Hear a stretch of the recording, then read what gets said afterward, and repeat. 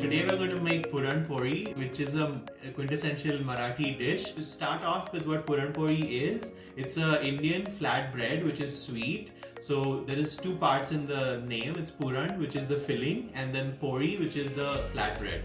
So we're going to make that right now. The first ingredient is going to be chana dal, which is a chickpea lentil. Basically, what we're going to do with the chana is soak it for 4 or 5 hours in water and then pressure cook it for like about 15 minutes or about 4 to 5 whistles. And then what you get is a paste. When the chana is completely cooked, you have to paste it completely and also strain it out so all the water is gone. The next thing is going to be sugar. So you're going to add sugar and the pasted chana and then stir it for a long time until you get this. This is what it's going to be looking like after the paste of the chana and the sugar is mixed properly and cooked. This will take about 40 minutes of constant stirring and nothing else except the paste of the chana and the sugar has to be put in. That is the filling.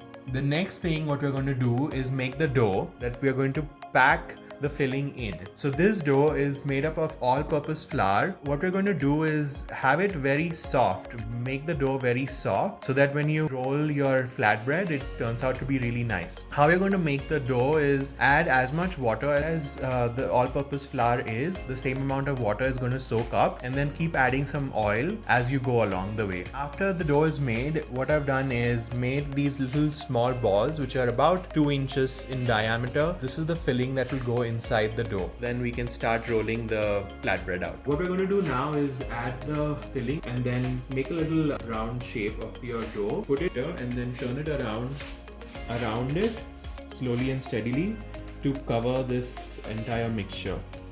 And then what we're going to do is have a dusting of all-purpose flour on the side so that it's easy for you to turn it into a nice little covering.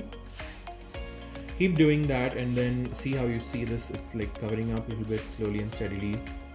Keep rotating this ball on this bottom part of it so that it will evenly, close up right here.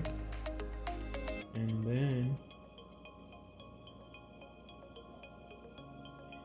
then just have another dusting here and there. So then you have this wonderful filling that's already now in the dough. So you dust this in and then dust it back again. Just gently press it down a tad bit and then what you can do is start rolling it really softly. One direction and then turn it around. Another direction. Turn it around. And then when you see the filling showing, just add some more all-purpose flour. And don't worry if this doesn't come out to be a circle like this. This is kind of a circle, so we're getting there. Roll it for as long as you're comfortable with. Don't roll it really thin. And then what I'm going to do is pick it up really, really slowly and then put it on the pan just like that. Let it sit there for about a minute at least until you start seeing some cooking happening on the side. It's starting to bubble up a little bit on the top here, and now is a good time to turn it back, flip it around basically. And that's how it's going to be looking, kind of a golden brown, not too burnt up or not too soft, and let it sit there for another minute. And the trick or tip here is to just flip it one time and not flip it multiple times and not even add any pressure from above. In the background we have ghee, which is clarified butter. What we're going to do with clarified butter is once this Puran Pori is done and ready, we take it off and then kind of smear it with ghee. And that's the final product, guys.